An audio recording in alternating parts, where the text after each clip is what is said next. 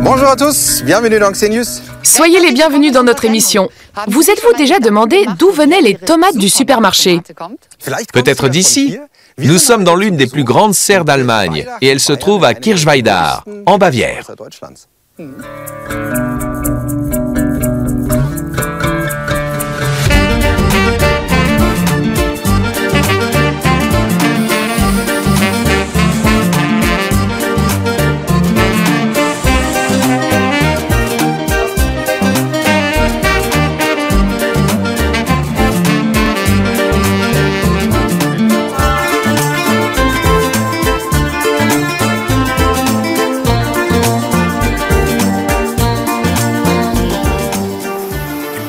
Les tomates qui poussent ici se ressemblent toutes, à peu de choses près. Elles sont bien rondes, croquantes et brillantes à souhait. Rien à voir avec les tomates du jardin, un peu moins disciplinées, on va dire.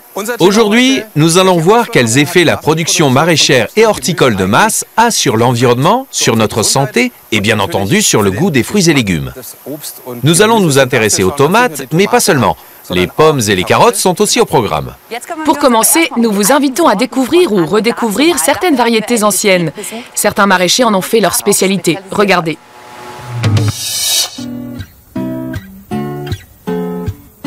À Munich, rencontre avec un maraîcher en quête d'authenticité. Je cultive des variétés anciennes parce que pour moi, le goût est primordial. Et les variétés anciennes sont les seules à avoir encore du goût. Ici, par exemple, nous avons un concombre chinois. Son signe particulier, c'est qu'il est extrêmement croquant. Et mes clients adorent ça. Il est aussi très apprécié des cuisiniers qui viennent se fournir chez moi. Là, nous avons une aubergine. C'est une aubergine verte du Japon, une ancienne variété. Elle est ferme, charnue et goûteuse. Johannes Schwartz plante au printemps et récolte en été, une fois par an. Ses produits phares sont d'anciennes variétés suisses et françaises de carottes et des tomates de toutes les formes et de toutes les tailles, presque tombées dans l'oubli.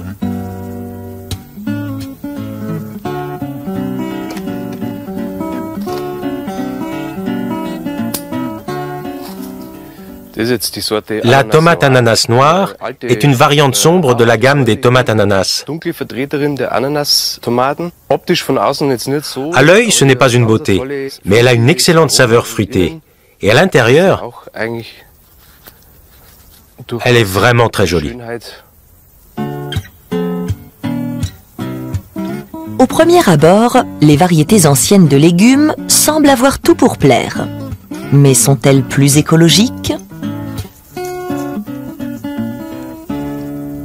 La culture maraîchère saisonnière, comme celle de Johannes Schwartz, ne requiert aucune énergie thermique. Et ces tomates n'ont pas besoin de produits phytosanitaires.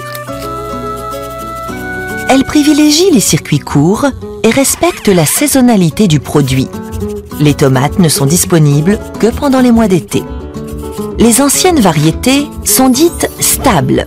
On peut récupérer les graines pour les semis de l'année suivante.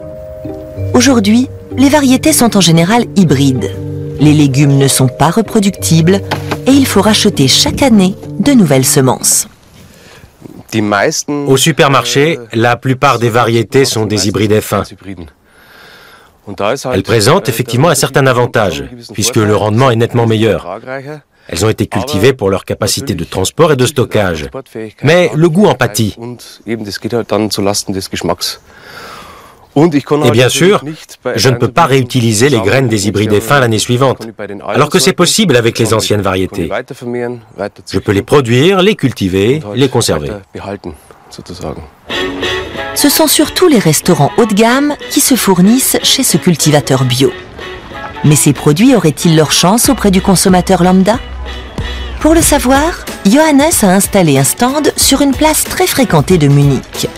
Il va proposer aux patients 2 anciennes et 2 nouvelles variétés de carottes et de tomates. Côté carottes, des jaunes du Doubs et des Kütiger blanches affrontent deux variétés hybrides de supermarché. Et pour les tomates, ce sont des Chocolate Stripe rouge sombre et des Old German orange face à deux classiques de la grande distribution.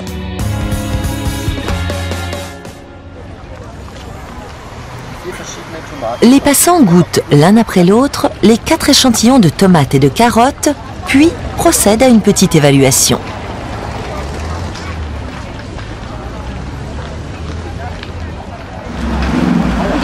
C'est un peu amer. C'est différent, mais je ne saurais pas dire en quoi. C'est rudement sucré. Je m'y attendais pas. Ça a le goût de tomate. C'est bien frais. Et on sent bien le soleil. J'ai 2 lapins à la maison. Alors je suis expert escarotte. Je préfère celle-ci. Ça me rappelle les tomates mozzarella. Celles-là, elles étaient un peu trop molles. Lesquelles? J'aime bien les jaunes. Dans l'ensemble. Les carottes jaunes du Doubs ont recueilli les faveurs des passants. Côté tomates, c'est l'ancienne variété Chocolate Stripe qui l'emporte. Sinon, les suffrages se répartissent à part égale entre anciennes et nouvelles variétés. Je suis content de voir que beaucoup ont repéré les différences de goût, ce qui caractérise une variété. Même si ce n'est pas représentatif, on a bien vu que les plus jeunes avaient tendance à apprécier des produits plus normaux. Ainsi, au niveau des tomates, la consistance les a déroutés. C'est très intéressant. Les variétés anciennes restent encore un produit de niche, mais grâce à des passionnés comme Johannes Schwarz, elles ont une chance de reconquérir les étals.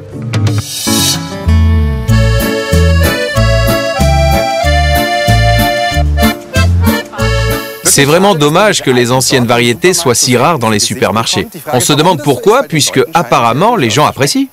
Oui, moi personnellement, j'aimerais bien en manger plus souvent. Mais voici quelqu'un que la question de Gunnar va intéresser au plus haut point. Bonjour Joseph Steiner. Bonjour. Vous n'aimeriez pas cultiver les anciennes variétés de tomates? Eh bien, c'est vrai qu'elles ont de nombreuses qualités. Mais si les professionnels ne font pas ce choix, c'est essentiellement pour 2 raisons. D'une part, ces variétés sont moins résistantes face aux maladies et aux nuisibles. De l'autre, elles sont d'un rendement plus faible que les nouvelles variétés, élaborées tout spécialement pour la culture en serre. Quelle variété cultivez-vous dans cette serre? C'est quoi ça, par exemple? Alors celles-là, ce sont des literno, des tomates en grappe que l'on récolte en bouquets de 5 ou 6. Chaque fruit fait une centaine de grammes. Elle présente un fort taux de lycopène, ce pigment rouge qui est à l'origine du nom. C'est la meilleure variété de cette catégorie. Mais je ne vois pas de terre. Dans quoi pousse-t-elle? En effet, elle ne pousse pas dans la terre de jardin habituelle. Pour nos plants de tomates, nous utilisons un mélange à base de fibres et de copeaux de coco. Il s'agit d'un produit dérivé de la culture de la noix de coco. Et si vous regardez ici... C'est vous le chevalier de la noix de coco. On dirait du terreau. Si vous regardez les racines, on voit bien que c'est le meilleur substrat de culture pour la plante. Vous faites combien de récoltes par an comme ça? Avec la literno, nous récoltons 52 à 55 kilos au mètre carré par an. Nous calculons toujours en mètres carrés par an. Cela représente un cycle végétatif.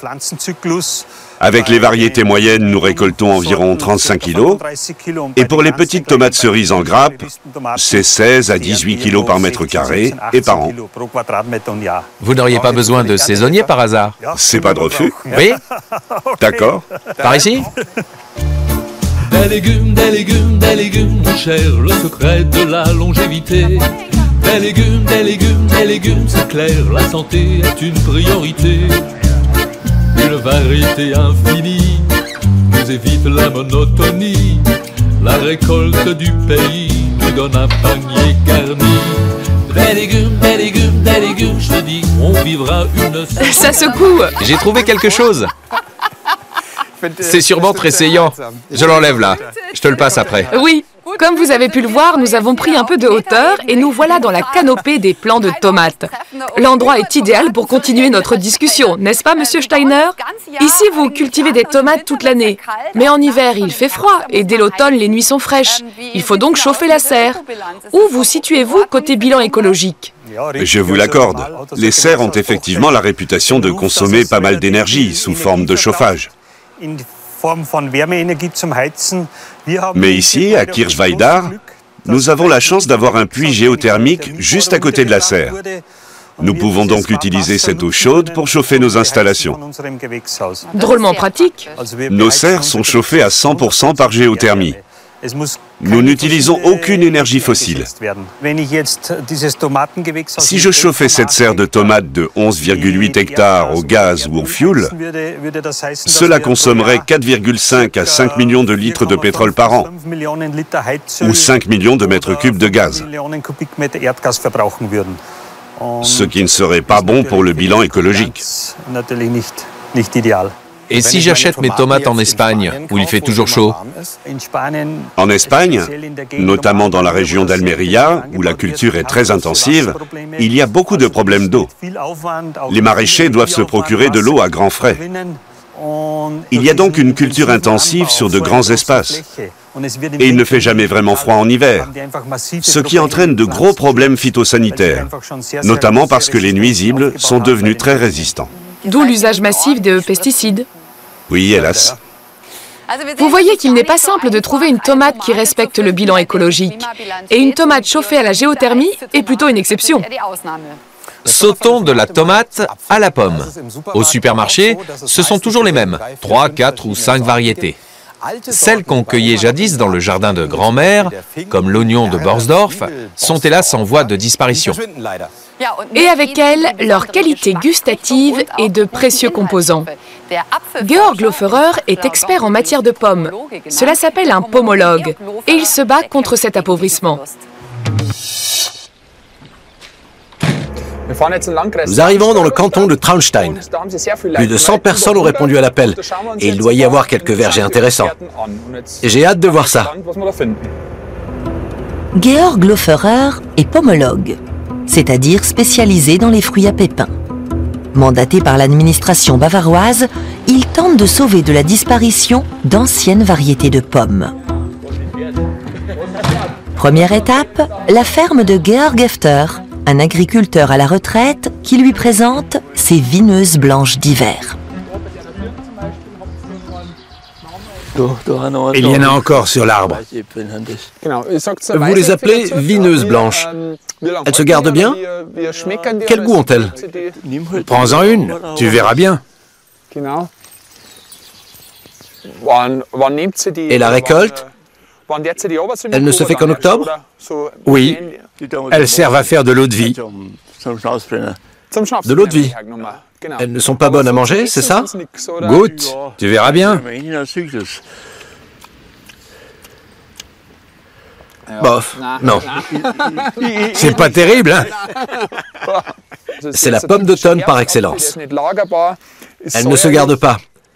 Elle est acidulée, d'une chair assez tendre, plutôt fragile. Armé de quelques échantillons, le pomologue rend visite, à quelques kilomètres de là, à la famille Huber, qui lui a signalé un pommier aux fruits appelé transparente blanche. On en trouve ailleurs ou seulement par ici? Ailleurs, je ne vois pas. Il n'y en a qu'ici, donc. À ma connaissance, personne d'autre n'en a. Et elle se garde combien de temps? Jusqu'à Noël. Georg Loferer est ravi. Regardez un peu cet arbre. Il a manifestement plus de 100 ans. Il est parfaitement sain, très vigoureux. Et même cette année, où les gelées ont été fortes et qui a été une mauvaise année pour les fruits, il a gardé un rendement stable et élevé.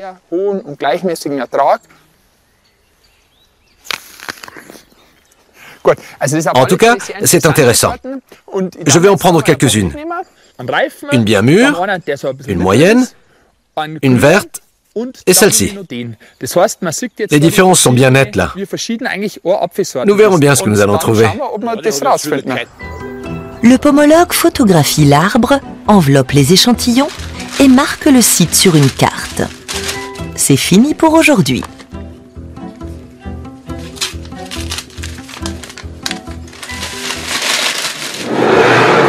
Il envoie ses trouvailles à Ulrich Mayer, qui effectue des examens variétaux pour la Société d'arboriculture du lac de Constance. L'expert pourra-t-il identifier la transparente? S'agit-il vraiment d'une variété inconnue? Ulrich Mayer n'en est pas sûr. Nous avons ici les faisceaux vasculaires et les pépins qui ne sont pas caractéristiques. Là, il n'y a qu'à mordre dedans. Le fruit est sûrement acidulé, il est encore vert. Et il y a peut-être une autre saveur.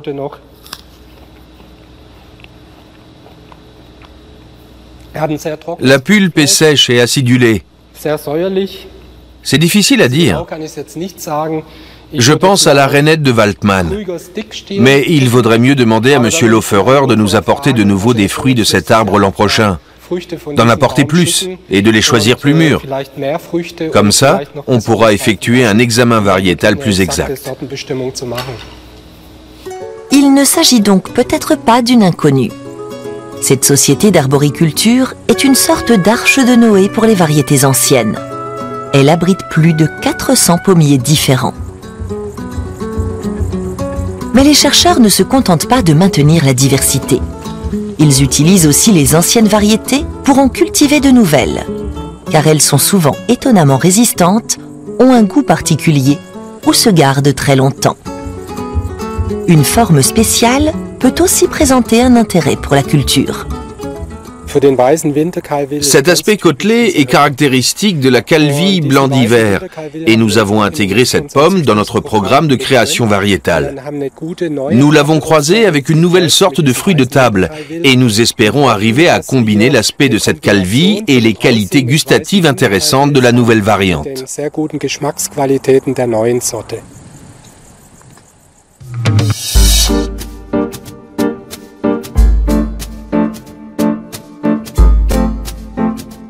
D'ici à ce que les nouvelles anciennes variétés enrichissent les étals du supermarché et que les efforts des pomologues portent leurs fruits. Portent leurs fruits, bien vu. Pas mal, hein?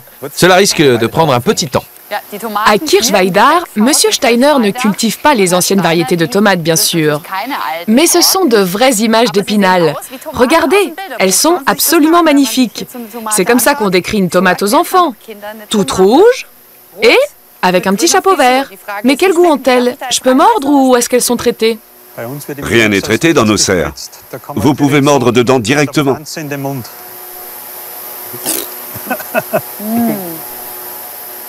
Ton avis? J'y mettrais bien du sel, c'est délicieux. Et que faites-vous contre les nuisibles? Tous les nuisibles ont leurs ennemis naturels. Et c'est ce que nous essayons de mettre à profit dans nos serres. C'est l'avantage de la culture sous abri. Et cela vaut pour tous les nuisibles.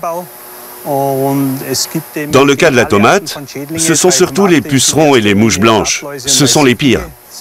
Pour les combattre, nous utilisons Macrolophus et Encarsia formosa. Qu'est-ce que c'est? Ce sont des prédateurs, des punaises et des acariens qui parasitent directement les œufs du nuisible. Vous trouvez ça où? En animalerie? Non, il existe des sociétés spécialisées dans l'élevage des insectes utiles. Elles nous les expédient en express pour qu'ils arrivent le plus vite possible à la serre et puissent y faire leur travail. Plus le transport est bref, plus ces insectes sont efficaces. Vous pouvez nous en montrer? Oui, par exemple, Encarsia formosa, contre la mouche blanche. Les points noirs que vous voyez ici, ce sont les larves.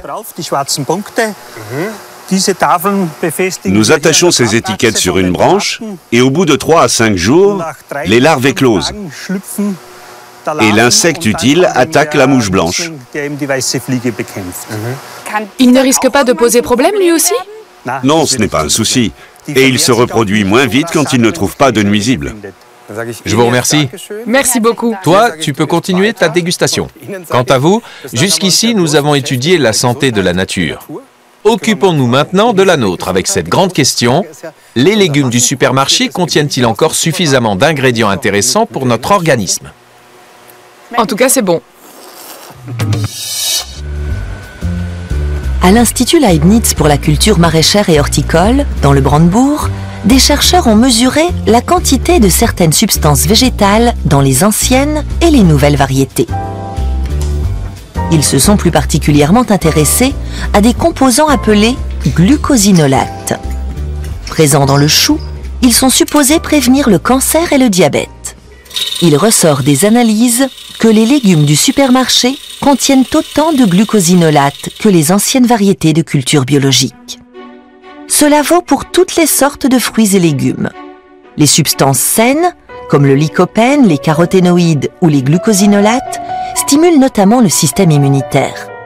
Elles se trouvent dans toutes les variétés, anciennes, nouvelles, hybrides ou bio. Monika Schreiner et son groupe de travail veulent obtenir des légumes plus sains encore.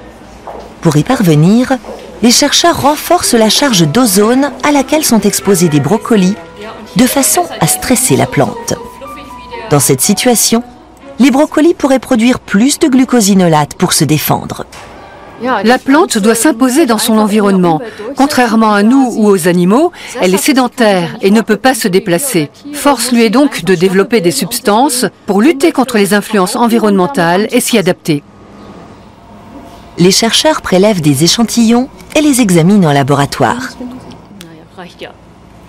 Les premiers résultats sont prometteurs. La quantité de composants utiles s'est multipliée par 30.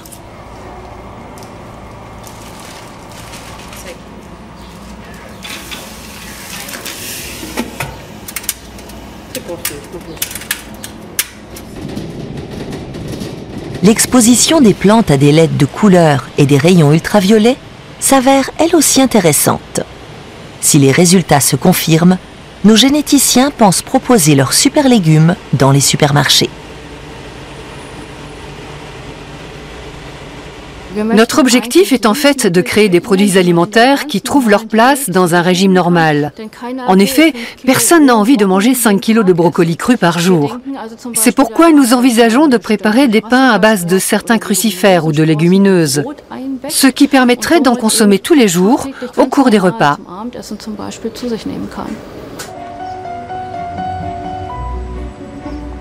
Des pains de brocolis ou de haricots pourraient bien faire leur entrée dans les supermarchés. Avis aux amateurs.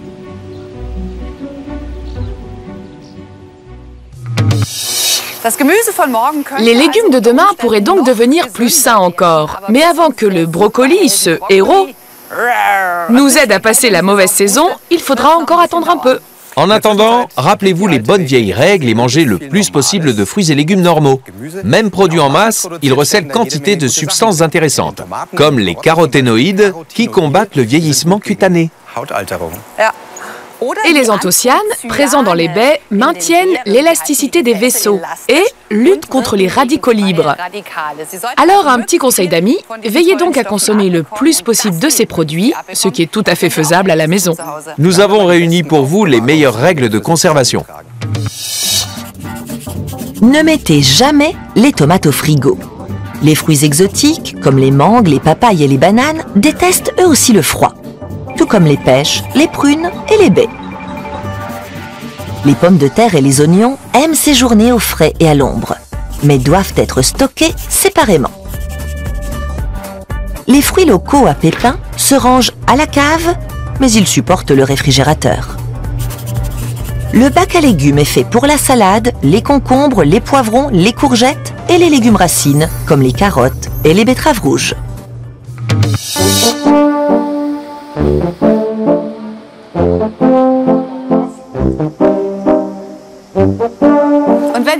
Si vous fixez le navet en lui disant « Tu vas passer à la casserole !» Soyez gentil, ne l'effrayez pas et réduisez un peu votre flamme. Vous risqueriez de détruire ses vitamines, ainsi que de nombreuses substances végétales secondaires. Ce serait dommage. Ça me donne une idée de rubrique dans Xenius. Comment parler à ces légumes? Ça ferait un tabac, j'en suis sûr. En ce qui concerne les tomates, n'oublions pas que nos fruits et légumes, même issus de la production de masse, sont meilleurs qu'on ne le dit. Et le bio n'est pas forcément plus écologique.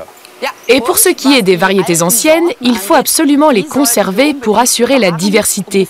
Mais elles ne sont pas forcément plus saines. Et maintenant, direction la sortie à bord du train de la récolte. Absolument. À la prochaine. Je tourne, mets le clignotant. Il y a aussi un klaxon. Ici, regarde. Ça y est. Il est bruyant. Tchou, tchou, tchou, le petit